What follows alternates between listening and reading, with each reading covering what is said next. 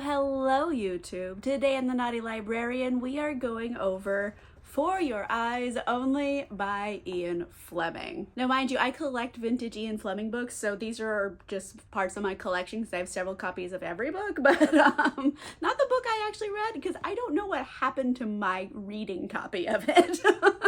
But anyway, we read For Your Eyes Only. For Your Eyes Only isn't actually really a novel so much as it is a collection of short stories. So this is 5 short stories. I wouldn't even call them novellas because they're very short. They're like 50 pages maybe.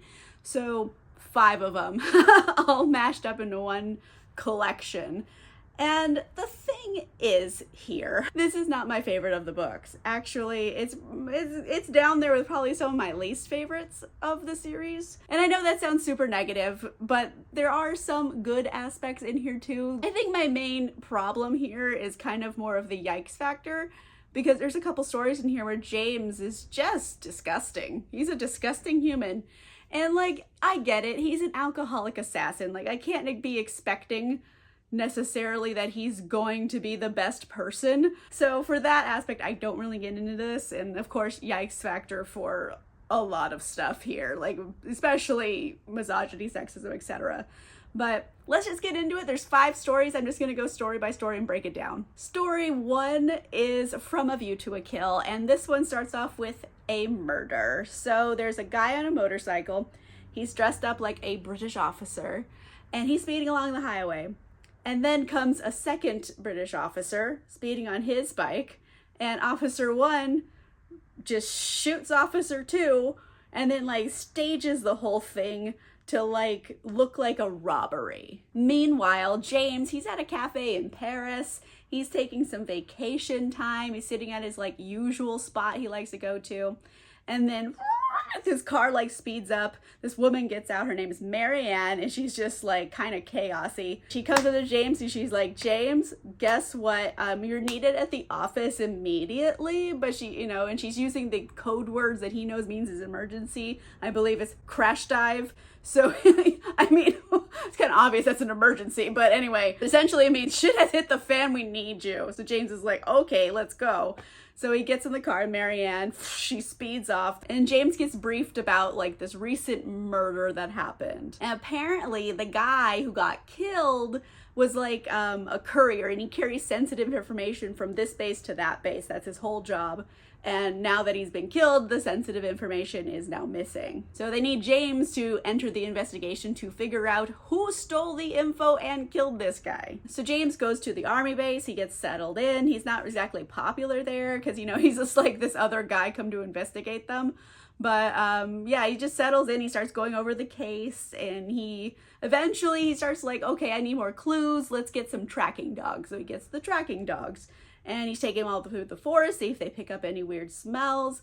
And the only thing they keep picking up is this clearing in the woods, because it's where a group of Roma had been encamped recently. And the dogs keep going to that spot. They're really intent there. So James is suspicious of this field because the dogs keep going there. So he's like, I'm going to investigate this. He goes back to the base, comes back the next day. He climbs up into this tree and he's all camouflaged. And he's just basically hiding in a tree, watching an empty field all day, just trying to figure out if something's gonna happen. And eventually something does, because James figures out, oh my gosh, there's a very sophisticated spy group hiding out underground in this field.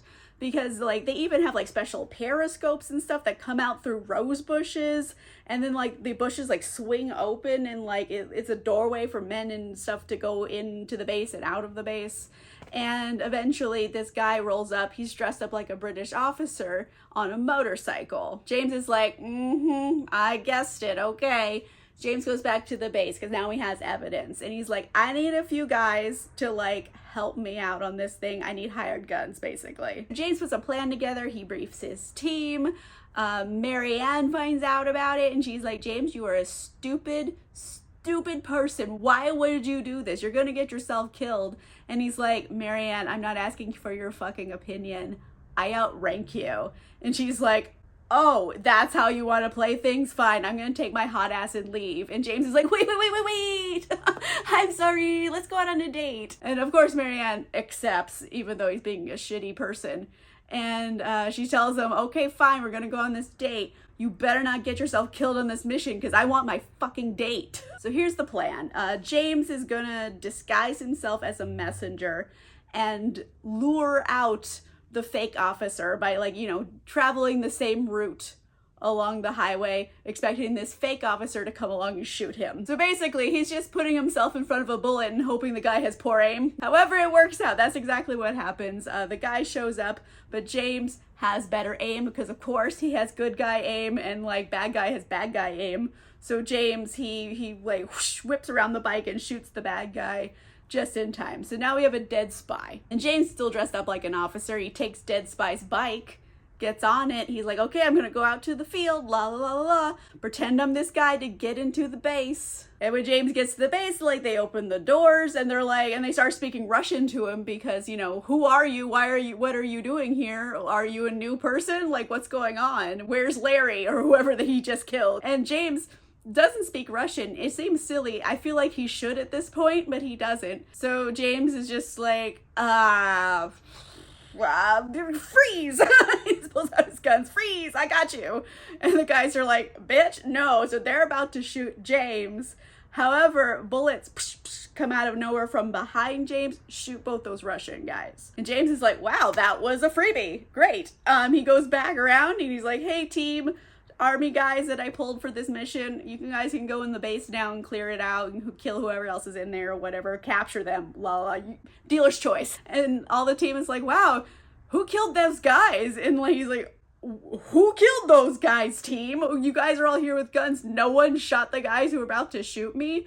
And all the guys are like, nope, we didn't do it. And guess who comes out from the woods? Mary Ann with her target pistol. Way cooler than all of these army dudes. And she's like, yeah, I shot those guys. You owe me a date. Which honestly is a red flag. She's willing to shoot people who get in the way of her date. Anyway, red flag. James is like, that's sexy because, you know, he has no sense of danger. And that's the end of the story. Next story is For Your Eyes Only. And this one, it starts off in Jamaica. We have this guy, Colonel Havelock. And he's at home with his wife. They're just like having a normal day, relaxing. And they have this visitor come to their house, this guy named Major Gonzalez. And he's from Cuba.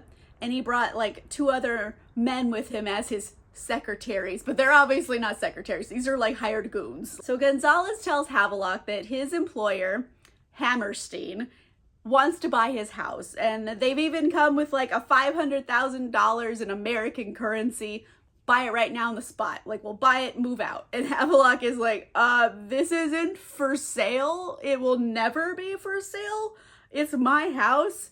Like, you know, basically the whole over my dead body kind of speak. And Gonzalez is like, okay, that's fine with me. And like, we'll just offer the same deal to your daughter when she inherits the house. And then boom, boom, boom, the goons with Gonzalez kill Havelock and his wife. So flash forward to about a month later, and M calls James into his office. And M personally knew the Havelocks, and he wants justice for their murder.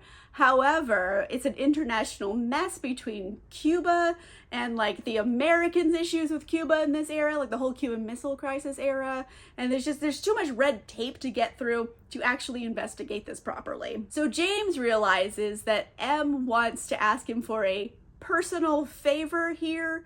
Like, it's a revenge mission, but off the books, essentially. And James, you know, he's listened to the whole thing. He thinks of M as kind of like a father figure in their relationship, which never gets explored enough, really, in the series, but it's obviously a fatherly relationship. And he's like, yeah, of course, just give me the file. Like, you know, maybe these guys can't be caught, but they do deserve to be killed. So James is going to take on the case. So in the case, you know, they already know who did it. It's Gonzalez on behalf of Hammerstein, and all of the information and like where he currently is. He gets on a flight to Montreal in Canada because Hammerstein, he's actually in America, but he's in Vermont, right near the Canadian border, like hiding out at his little chateau he has. So James, he goes over to like the Canadian Mounties because M has a contact over there. And they're like, oh, hello, James, being very friendly Canadians. And they're like, okay, well, here's your alibi and your cover story and like a bunch of gear. Here's guns and like cold weather stuff. Have at it. He's basically gonna have to go through the woods from Canada over the border into America and to sneak up on him. This is the whole plan. So James, he's sneaking through the woods towards, Hammerstein's house. And while doing so, he comes across this woman pointing a giant bow and arrow at him, full on Katniss Everdeen style. And this woman is Judy Havelock, the Havelock's daughter. And she is there for revenge against Hammerstein. She's like, he killed my parents, I'm going to kill him. So she's really a great heroine. She did her own detective work. She figured out where he was in the whole world on her own, grabbed her bow and arrow, got on a plane and went after him. This is a badass girl. So James has two choices in this situation. One, he could just knock her out so she's out of the way, or he could work with her. So while he's pondering this in her head, she kind of makes this decision for him because she starts pointing her bow and at his kneecaps saying, I'm gonna shoot you in both your kneecaps if you keep thinking about knocking me out. She has his number right away. And I'm surprised that James doesn't find this sexier because James tends to like that. But he's like, okay, point taken, fair point. Let's work together on this. So they sneak through the woods together now, and they get a good hiding spot. They're laying in wait for the men to come out of the house because there's a little lake there. They're gonna go swimming, they're having vacation time. So they're all splashing about, having a good time. Havelock, he's doing a fancy dive into the lake. And as he's mid-dive, a steel-tipped arrow shoots out of nowhere, catches him right through the back, kills him instantly. And the whole thing was so fast, the guards didn't even realize it happened right away because he was mid-dive, and there was a really quick arrow, so there's he didn't come up right away. We should look into this. So they start swimming around and they find out, oh no, you're dead. We need to do something. So they all get out of the lake, they grab their Tommy guns, and they just start shooting at the forest. So there's a big gunfight, and they're hiding behind trees and stuff, and James is like, God damn it, Judy. He's so mad. He's like, you shot him at the wrong moment, because she doesn't know what she's doing necessarily here. So he's like, oh, God damn it. So he's loading his gun, and he has to shoot the bad guys. Of course, James has good guy aim, so of course he kills all the bad guys pretty easily with his little pistol. Gunfight complete, all of the guards are dead. James, he goes to look for Judy. He finds her, and she's just kind of sitting there a little bit shell-shocked because, she's never actually killed somebody before, so it's a bit traumatic. And also, she was shot in the arm, so she's having a rough day. And James is actually kind of nice to her in this situation. I think he's going back into his soldier days where he was in the war, and he's like, I've seen people shell-shocked before who have been injured. So he kind of goes into that method of doing some field medicine. He's making a sling for the arm, stopping the bleeding, and he's like, okay, let's get up, let's go back to Canada. He's just getting her up softly. He takes her with him, and they go back to Canada to go meet up with James's contact. That's the end of the story. Next story is Quantum of Solace, and this whole story is literally just a conversation between James and the governor of Jamaica, and they're at a boring dinner party, so they're just talking to each other, and the whole story is just absurdly racist and misogynist. It's a whole fucking mess. We're not gonna get into the levels of that, but yikes, it's a rough story to read. So James, he's at this dinner party. This woman named Mrs. Miller just won't stop talking his ear off, and he's getting very annoyed with it. Mrs. Miller, she's just some socialite who got married to a Canadian billionaire. He's like, okay, I'm just gonna get away from you. So he goes over to the governor, and they sit down together, and the governor's like, hey, let me tell you a story, James. It's about this guy named Philip Masters. And he used to work for the British Colonial Office in Nigeria. And he was always this really awkward young guy, and he was always very kind, but he was always very naive, especially, about women, because he never really had a lot of relationships with them. However, he does really well in Nigeria, and they decide to promote him to the Bermuda office, where the governor used to work as well. So on the trip over, he meets this pretty flight attendant. Her name is Rhoda. And he just immediately falls in love with her at first sight because it's the first woman who's nice to him and flirted a little bit. You feel bad for the guy. He's just immediately in love with her. She's being nice to him. That's kind of her job. But then she also finds out about his position in the colonial government. So this means he probably has some money. He has a position in society. He's a catch. So she's like, getting my claws ready. And a month later, they get married and move to Bermuda together. And things are really good for them for like 6 months. Then Rhoda starts to become bored and she takes her frustration out on Philip all the time. And Philip is, so besotted with this woman that he does everything he can to make her happy. He gives her all of his money. He's just desperately trying to make her happy and love him. Eventually, Rhoda takes up golf as a hobby, and she ends up having an affair with like the local golf hottie in town. This, whatever golf bro who's hot, that's who she's fucking now. And she doesn't even really try to be discreet about it. And Philip is just devastated by this. All of Philip's friends kind of rally around him. They're trying to help him because they know like Rhoda's a grade A bitch. So the governor of Bermuda kind of like takes him under his wing. He's like, okay, son, like you need some time to process things. I'm going to take you with me to Washington for like 6 months and you can just clear your head of all of this business. Like you need space. Philip leaves. And whilst he is gone, Rhoda continues her affair with like golf hottie, and she just figures, okay, well, when Philip comes back, he's just gonna take me back anyway. He's in love with me, la la la. She doesn't really care about her actions. However, things start going downhill rapidly for Rhoda as soon as Philip leaves. Like her boyfriend dumps her for another golf hottie, and then like everyone in Bermuda, like the whole British community there, thinks she's trashy and they don't like her because they know what she did to Philip. She needs to get Philip back ASAP because now she is like, disgraced. She's like, how do I get Philip back and get back in the good graces of society? And she's like rehearsing the best way to do it. And like, okay, when he gets back, this is what I'm gonna do. And he's just gonna fall in love with me again. This is her whole plan. However, when Philip gets back, he's not the same Philip that left. And he tells her like, we're getting divorced. There's nothing you can do to stop it. I don't want to be with you. And it's gonna happen in 1 year when my term here is over because I don't want it to be a mess while I'm here. So in the meantime, we're gonna live in the house. I don't want to see you. I don't want to speak to you. I don't want anything to do with you in private. We'll be polite to each other while people are around, but other than that, we're done. I don't want anything to do with you. And that's exactly how it goes for a whole year. Rhoda's kind of still trying to get Philip to take her back, and no matter what she does, Philip doesn't want her anymore. In the end, they get divorced. Philip, he moves back to Nigeria because that's where he was really happy. He loved it there. He loved the people, the culture. Moved back to Nigeria, never remarries. Rhoda, however, was just completely left destitute after Philip left with all of his money. And she had no money. She had nothing. She found out Philip had racked up debts trying to like pay for things to keep her happy. And now she's stuck with the bill. So she's destitute. She has no job prospects because everyone in Bermuda thinks she's fucking trashy and they don't want to be around her. So she just basically like takes up with random men repeatedly just for like a place to stay and a hot meal essentially until like finally someone kind of takes pity on her and is like, listen, I know about a job as a receptionist at a hotel in Jamaica.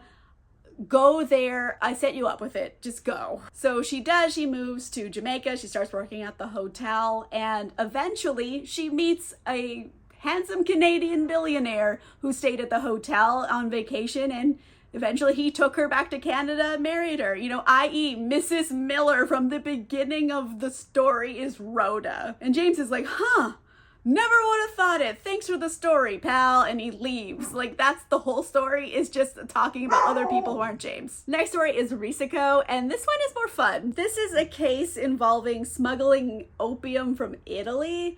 And James, he's supposed to go meet with this double agent guy named Cristallos and, kind of work out a way to like put an end to this drug smuggling ring. James meets with Cristallos. He offers him a bunch of money for information that will lead to the destruction of the smuggling ring.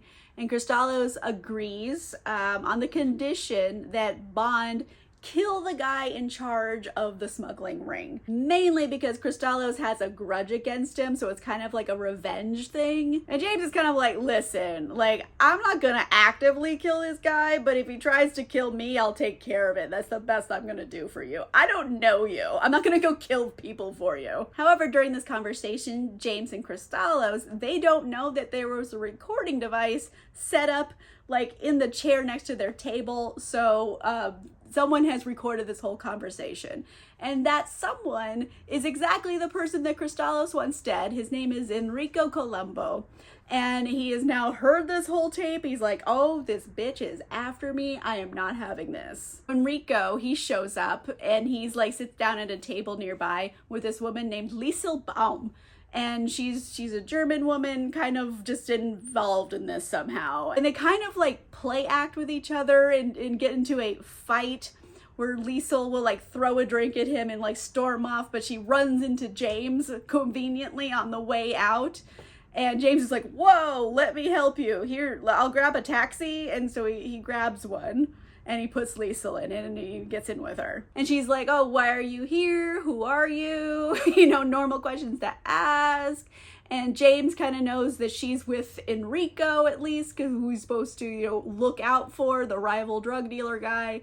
So he's like pretending he's an author who's writing a book about like the drug smuggling trade. And, you know, maybe I can give you some money and you'll tell me some stuff, you know, about your boss, maybe. I'm just kind of being casual about it. He's like, maybe I'll take you on a date and we can dock some more. And she's like, we'll see about that. You know what? I'm going to Venice. So maybe you can just like meet me there the day after tomorrow and maybe I'll be there and maybe we'll go on a date. She's playing it kind of coy. Again, something I think James would find hot. So they agreed to do that. They part ways. Cut to James going to Venice, meeting up with Liesel again. And he asked her for more information about her boss Colombo for his book. And she tells him that she would be in way too much trouble if she spoke to him and that, you know, you should leave. You should leave right now, James. You need to leave. And it's at this time, James sees three rather large men approaching quickly. So he's like, good talking to you. And he makes a speedy exit from them. He's running from the three guys and eventually he gets like to this area on the beach, on the harbor. He sees like these fishermen and they have harpoons and stuff.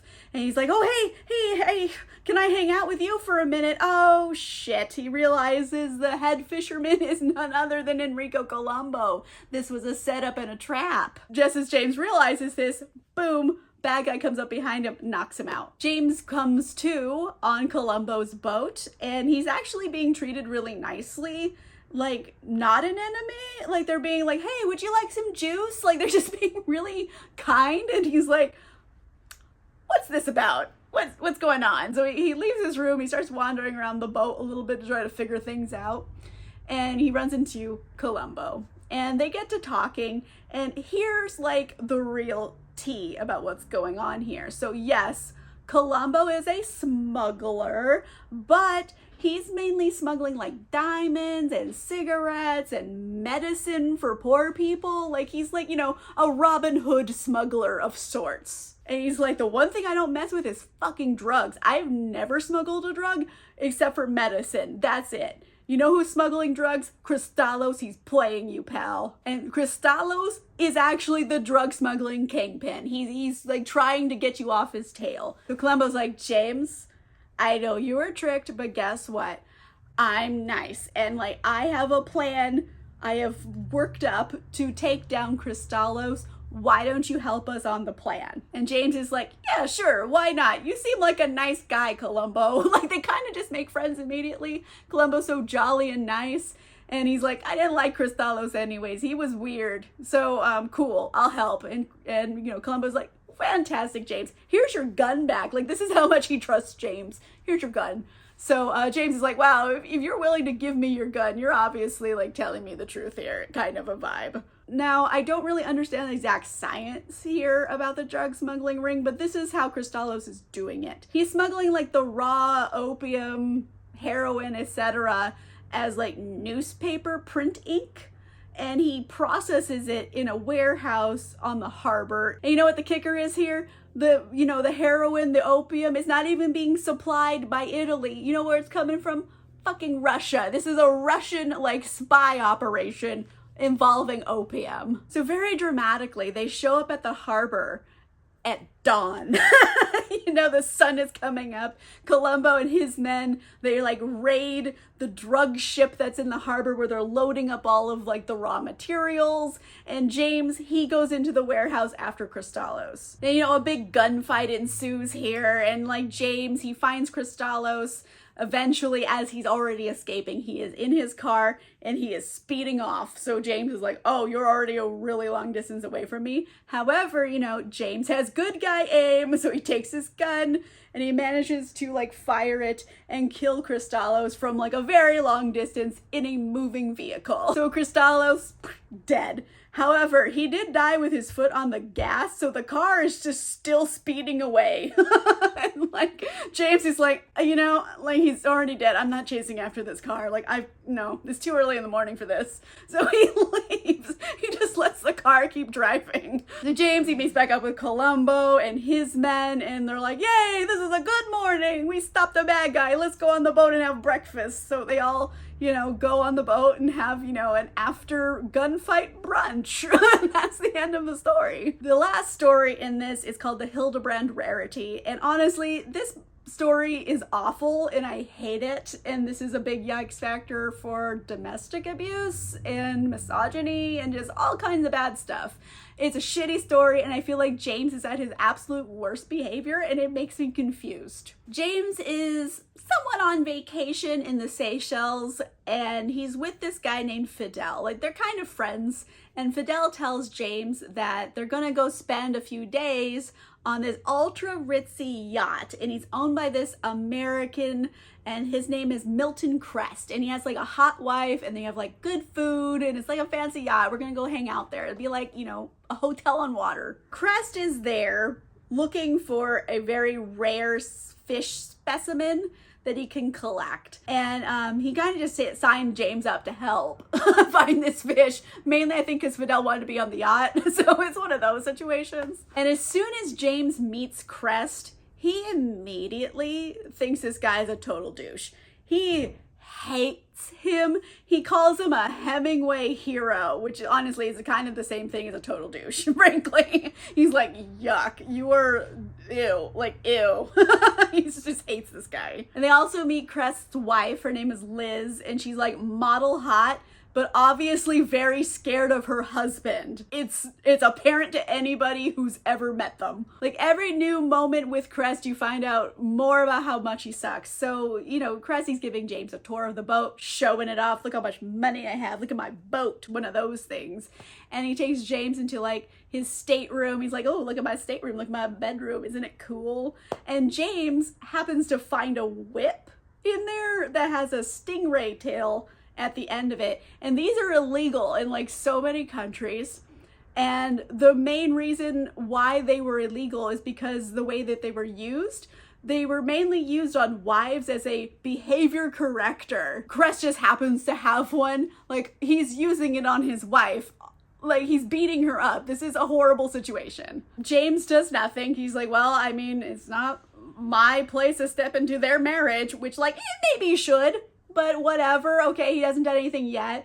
They go to lunch and they're all talking, and like Crest starts telling them what he's looking for. He's looking for this very rare, dangerous specimen of a fish called the Hildebrand Rarity. And he's trying to get it for the Smithsonian because his boat is a scientific vessel, and like that's how he's like paying for a lot of things from like grants. So he's like, I actually have to find things every once in a while and like send them back to the Smithsonian, and I get to keep my grants. That's the whole vibe here. Liz just happens to say something out of turn, and Crest gets so immediately mad at her, and he's like, you have a date with a corrector this evening. And she's like, oh my God, like just horrified and like shaking, and no one does anything to help her or step in or say like, hey Crest, maybe don't hit your wife. No one does anything to help her. James knows that she's being horribly abused, and he doesn't care. He doesn't want to intervene with it. He kind of thinks like, well, if she's being hit so much, why didn't she just leave?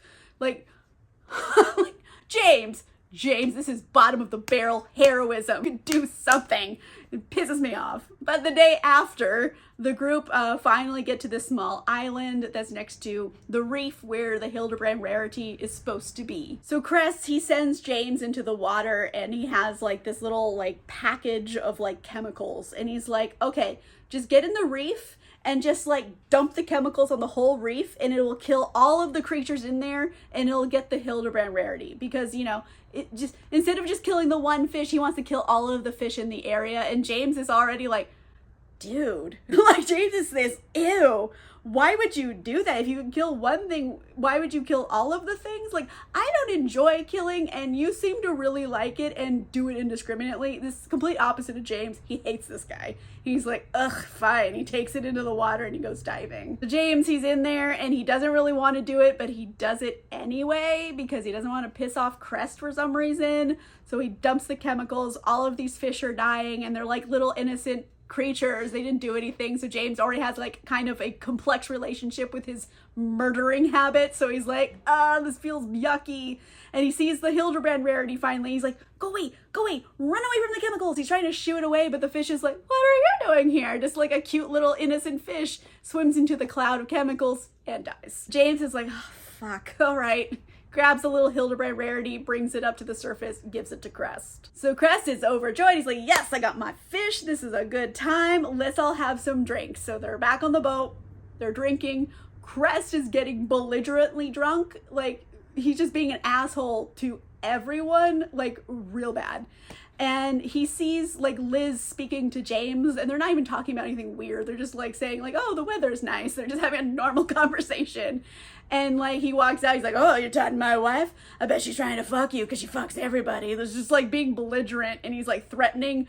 He's threatening her, he's threatening James, and he takes her and he's like, I'm taking you back to the room, and like takes her away. James knows she's about to get like the snot beat out of her. He does nothing again to save her. Like he even hears her screaming in pain. Like he hears her like blood curdling screams from this room and still doesn't do anything to intervene. He knows it's happening and like he just thinks she's weak for putting up with it. And I'm like, God damn it, James. Like, the story is gross and I hate it. It's just so obviously written by a man that it's hurtful. So after the blood curdling screams have completed, some time goes by and like, you know, Crest eventually passes out. He's out on the deck in the hammock, snoring away, drunk as can be. And James, he also hears like a choking and a gurgling sound and a big crash. So he's like, oh, I should go investigate this. This is what he investigates on the boat. So he goes up and he sees someone has killed Crest by taking the Hildebrand fish and shoving it down his throat. And James is like, you know what?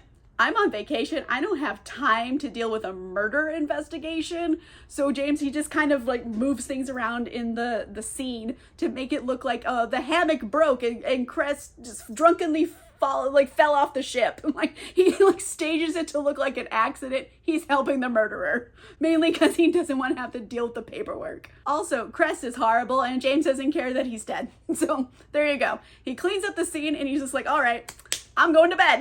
It's like nothing happened. The next morning, everyone is just kind of pretending they don't know that Crest is missing. It's like an awkward breakfast where everyone's like ignoring the elephant in the room. One of the crew members is like, I can't find Crest. So like James and Liz and Fidel, they all have to be like, oh, what? We haven't seen him either. What are the odds? Play acting they don't know he's missing. And James doesn't even know if Liz or Fidel killed him. Who killed Crest? It could have been anyone on the boat. It's like loosely assumed in the book that Fidel was the killer. And like, good for fucking Fidel. Like, someone stood up to this guy on behalf of like poor Liz. Someone killed her fucking husband. But, you know, the crew doesn't know he was murdered, so they have to play along with this farce that they don't know where he is. And eventually, you know, they happen to find the broken hammock. Oh no, he was really drunk last night. He must have fallen overboard somewhere in the night. He's off in the ocean somewhere. He's dead. There's no way he's alive. Uh-oh. Whoops. Too bad. There's a lot of sharks in these waters. Ain't no one gonna find the body. It got eaten. Like, there's... what are we gonna do? Like, one of these situations. So they go back to port in the Seychelles. And Fidel, he's talking to Liz and James, and he's like, hey, don't worry about it. No one's gonna really ask any questions because, like, my family is like holds all of the prominent positions in town, like the mayor and the chief of police, and like he's gonna get away with this. He's like, guess what, guys? Like, ain't nothing gonna happen to any of us. Like, my family's gonna make this go away. They're just gonna say he died, he fell overboard. So like, they all know someone killed him, essentially. And obviously it's kind of being, you know, put out that Fidel did it. And the story ends with Liz asking James where his next stop is. And James is supposed to go to Africa to meet up with another colonial office. And she's like, oh, would you like a ride on the boat? Because I guess I own it now. And so he's like, sure, why not? And then they set sail for Africa. And that's the end of the story and also the end of the book. That's For Your Eyes Only. It's 5 short stories.